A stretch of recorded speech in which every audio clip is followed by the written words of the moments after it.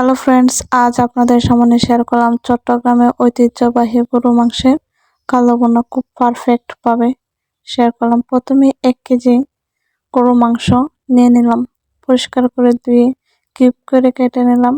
পেঁয়াজ কুচি 1 কাপের মতন দিয়ে দিলাম কালো এলাচ, দারচিনি,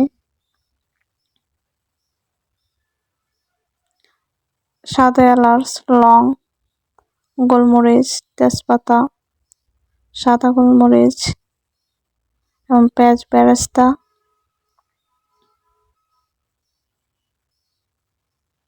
মরিচের গুঁড়ো 2 চা চামচ, হলুদের গুঁড়ো, ধনিয়ার গুঁড়ো, জিরার গুঁড়ো, পরিমাণ মতো লবণ, আদা বাটা, রসুন বাটা, 1 কাপ তেল। হাতে সাহায্যে খুব ভালোভাবে মিক্সড করে নেব মাংসটা।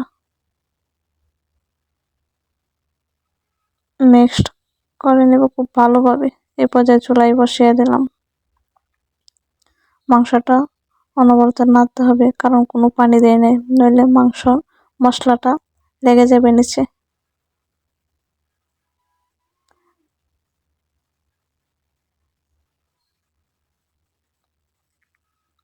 মাংস থেকে পানি বের হয়েছে, কোনো পানি দেব না, এভাবে কষিয়ে নেব। অনবরত নাড়তে হবে, নইলে মশলাটা লেগে যাবে।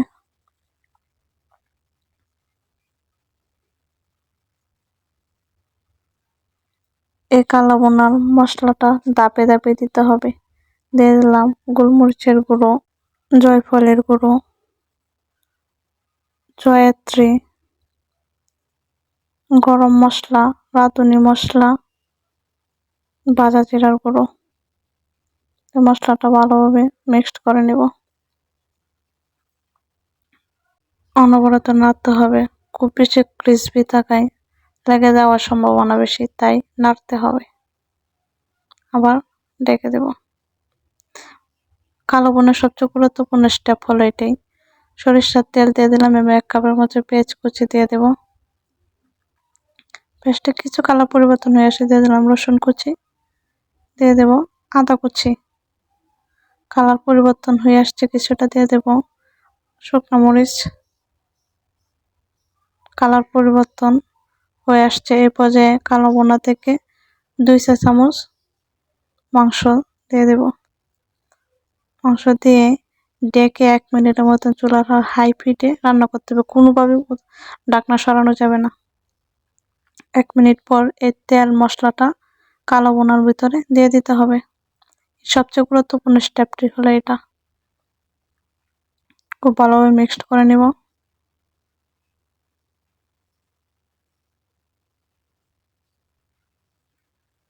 আবারও নাড়িয়ে ছাড়িয়ে দেব, নইলে লেগে যাবে মাংসর মশলাটা।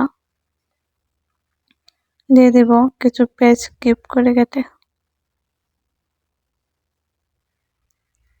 আবারও দিয়ে দেব গরম মশলার গুঁড়ো এবং রাঁধুনির গুঁড়ো। মাংসটা এ পর্যায়ে নামিয়ে নেব। ভিডিওটা ভালো লাগলে পেজ ফলো দেওয়ার অনুরোধ রইল। ওকে, ভালো থাকবেন, আল্লাহ হাফেজ।